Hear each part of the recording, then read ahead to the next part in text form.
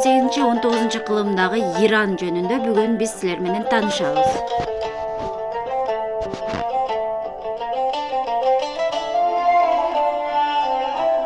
Теманын максаты феодалдык түзүлүш жана сырткы кысымдары жөнүндө билебиз. 18 кылымдын аягы 19 кылымдын ортосуна чейинки Иран тарыхындагы негизги окуяларды билебиз. Биз бул мезгилдеги өлкөнүн ички феодалдык түзүлүшүн, экономикалык көз карандылыгын, саясий, экономикалык жана социалдык өзгөрүүлөрдү, ошондой эле Россия жана Британия сыяктуу улуу державалар менен болгон согуштарын жана келишимдерин тааныйбыз.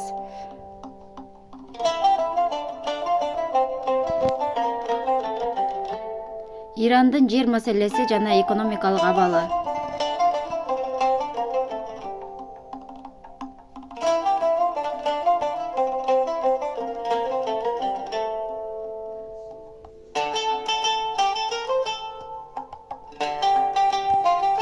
Салык системасы, кол өнөрчүлүк жана ички көйгөйлөр. Кол өнөрчүлүгү Иран кол өнөрчүлүк өнүккөн, өзгөчө жибек килем жана жез буюмдар дүйнөгө белгилүү болгон. Иран килемдери өзүнүн сапаты жана көркөмдүүлүгү менен жогору бааланган. Азыр деле Иран зергер буюмдары жана килемдери өзүнүн баасын жогото элек.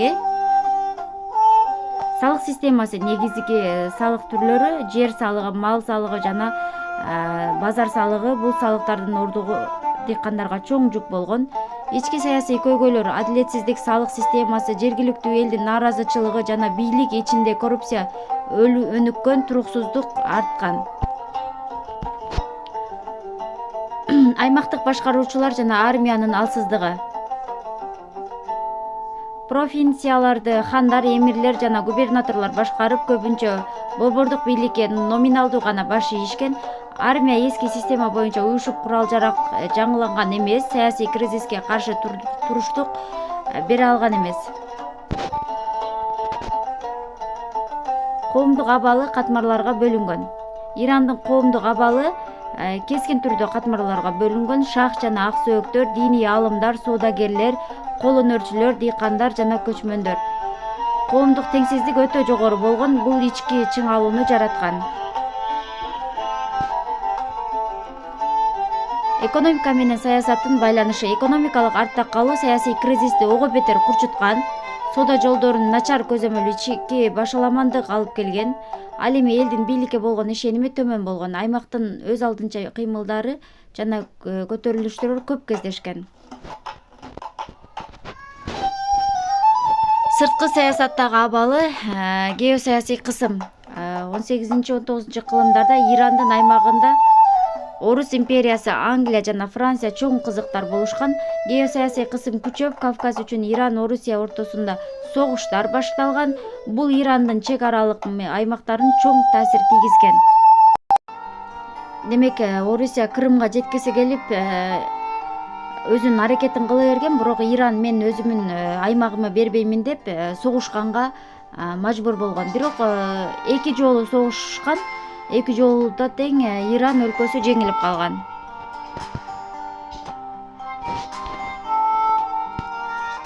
Улуу оюн Орусия менен Британиянын таймашы. 19 кылымда Британия менен Орусиянын Орто Азия жана Ирандын таймашы улуу оюн деп аталган.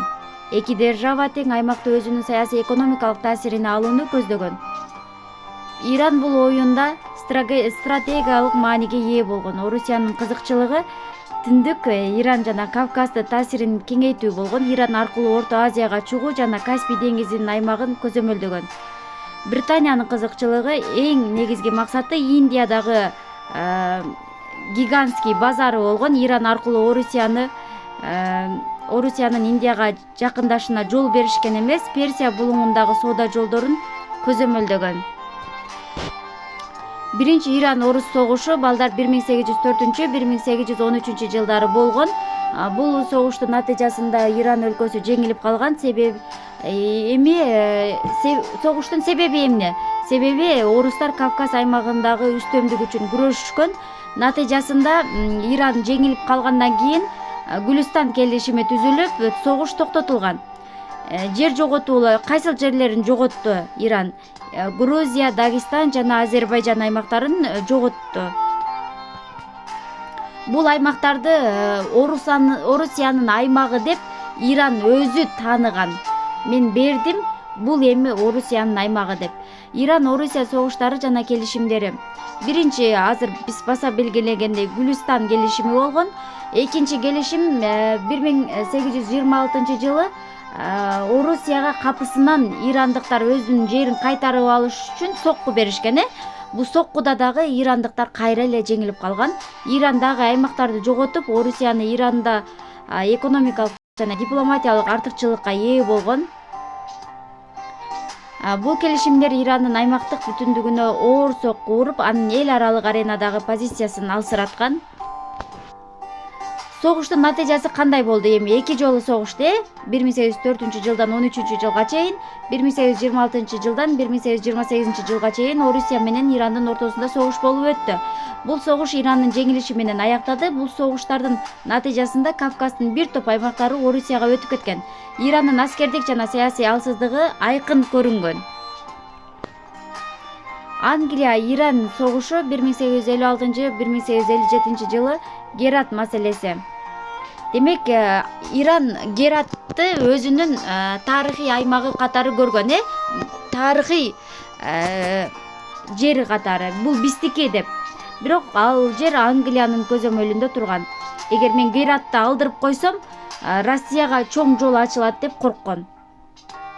1856-1857 жылдардагы Англия-Иран согушунун башкы себеби Герат шаары болгон. Анткени Англия Крым согушуна катышып атканда, ошондон пайдаланган ирандыктар Гератты басып алышат. Азыркы Афганистандагы бул шаар стратегиялык мааниге ээ эле. Иран Гератты өзүнүн тарыхый аймагы деп эсептеген. 1856 жылы басып алган. Британиянын Индияга коргоо стратегиясы. Улуу Британия муну Индия үчүн коркунуч деп кабыл алган, себеби Иран Гератка орношсо, кийин Орусия Индияга жакындашы мүмкүн деп корккон. Индия Британия империясынын асыл ташы болгон.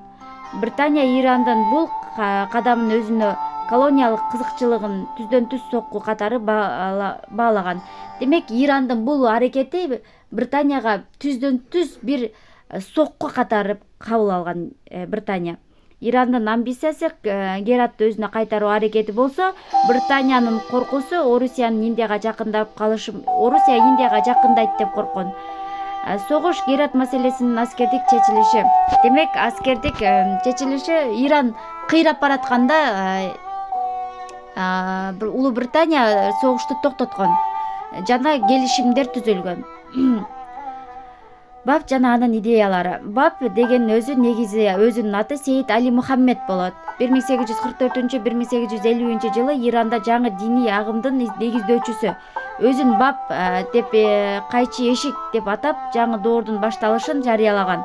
Анын идеялары Ирандагы эски феодалдык диндин түзүлүшкө каршы чыккан, ал диний мыйзамдардын жаңылоону, коомдогу теңсиздикти азайтууну жана аялдардын абалын жакшыртууну каалаган. Баптердин көтөрүлүшү 1848-1852 жылдары болуп өткөн. Бул революциядан көптөгөн сабактарды алган. Бул Амир Кабир болгон. Амир Кабир Бабдиттерден кийин революцияны ушул киши аткарган. Натыйжа кандай болду? Революциянын натыйжасы, тарыхый мааниси. Баптын идеялары, дин алымдары жана шах бийлиги революциясынан чочулаган. Шах бийлиги, дин алымдары 1856 жылы Бапты өлүм жазасына тартып, 1852 жылы көтөрүлүш токтотулган. Баптер катуу куугунтукка алынган менен бул кыймыл кийинчерээк бахаизм диний агымын негизи болгон. Ирандын падышачылыкка каршы алгачкы реформалык кыймылдардын бири болгон. Амир Кабир сыяктуу реформаторлордун жаралышына түрткү берген. Социалдык өзгөчөлүктөрү болгон муктаждыктарды көрсөткөн. Социалдык өзгөрүүлөргө болгон муктаждыкты көрсөткөн. Жыйынтыкта эмне болду? 16-19 кылымдарда Иран геосаясий таймаштык борборуна айланып, Британия менен Орусия өлкөнүн таасиринин зонасына бөлүштүрүлгөн. Бул мезгилдеги согуштар, келишимдер жана ички көйгөйлөр Иранды алсыратып, артта калтырган мамлекеттен. башка мамлекеттерге караганда.